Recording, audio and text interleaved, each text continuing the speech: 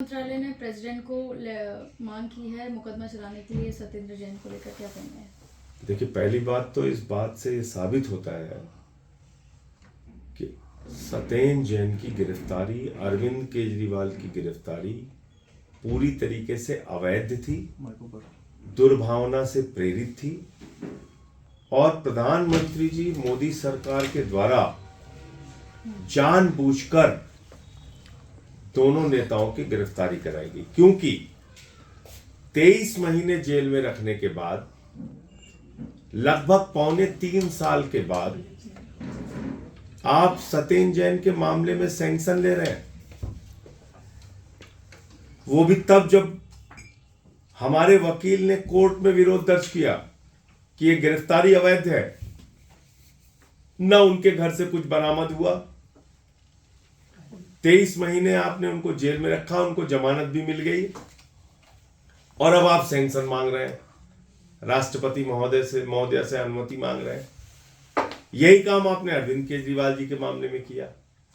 तो बार बार जो हम लोग कह रहे हैं कि ये इस ईडी की गिरफ्तारी के पीछे का मकसद सिर्फ और सिर्फ आम आदमी पार्टी को खत्म करना था और इसके लिए प्रधानमंत्री जी को देश से माफी मांगनी चाहिए, सत्येंद्र जैन के परिवार से माफी मांगनी चाहिए, दिल्ली के लोगों से माफी मांगनी चाहिए कि उन्होंने दिल्ली का काम बाधित किया। एक मंत्री की गिरफ्तारी विदाउट प्रायर सैंक्शन, एक चीफ मिनिस्टर की गिरफ्तारी विदाउट प्रायर सैंक्शन, ये मेरे ख्याल से पूरी तरीके से गलत हुआ और जिस गलती को अब गृह मंत्रालय और मोदी सरकार मान गई है।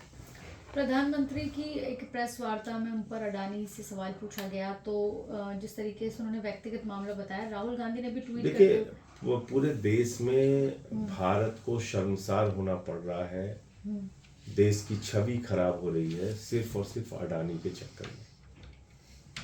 आप देश की सारी संपत्तियां एक व्यक्ति को सौंपते जा रहे हैं, आकाश से लेके पाताल तक एक ही व्यक्ति को आप सौंपते जा रहे हैं।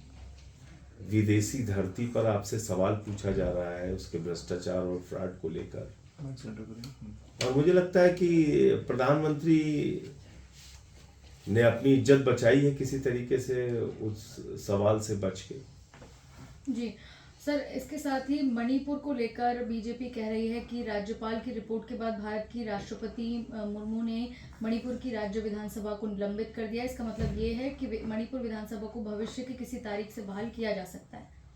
सस्पेंडेड एनिमेशन में उन्होंने रखा है असेंबली को। अब देखिए, जब वो नई, अभी पहले वहां की स्थिति सामान्य हो, उसके बाद कब सरकार गठित होगी देखते हैं। सर, वक्फ संशोधन विधेयक को लेकर बीजेपी कह रही है कि इसके नाम पर संपत्तियों का अतिक्रमण कर रहे थे। देखिए, बीजेपी के लोगों ने तो खुद, आपने देखा होगा, अयोध्या के अंदर प्रभु श्री राम के नाम पर, जमीनों के नाम पे धांधली करने का काम किया। हमने उसके सारे प्रमाण रखे थे और ये अभी वक्फ तक का मामला नहीं है। आप याद रखिएगा मेरी बात को, और इस देश के लोगों से मैं कहना चाहता हूँ, अगला नंबर गुरुद्वारों की जमीनें कब्जा करके अपने पूंजीपति दोस्तों को देना है, फिर मंदिरों की जमीनें कब्जा करके अपने पूंजीपति दोस्तों को देना है, फिर चर्चों की जमीनें कब्जा करके अपने पूंजीपति दोस्तों को देना है। तो अभी तो वक्फ की संपत्तियों को कब्जा करने का ये बिल जो लाया जा रहा है, ये तो एक शुरुआत मात्र है। इसके आगे के परिणाम बहुत गंभीर हैं, क्योंकि प्रधानमंत्री जी का और इस सरकार का मकसद है कि सारी जमीनों को कब्जा करके अपने दोस्तों को देना, अडानी जैसे पूंजीपतियों को देना। उसकी ये शुरुआत है। ठीक है।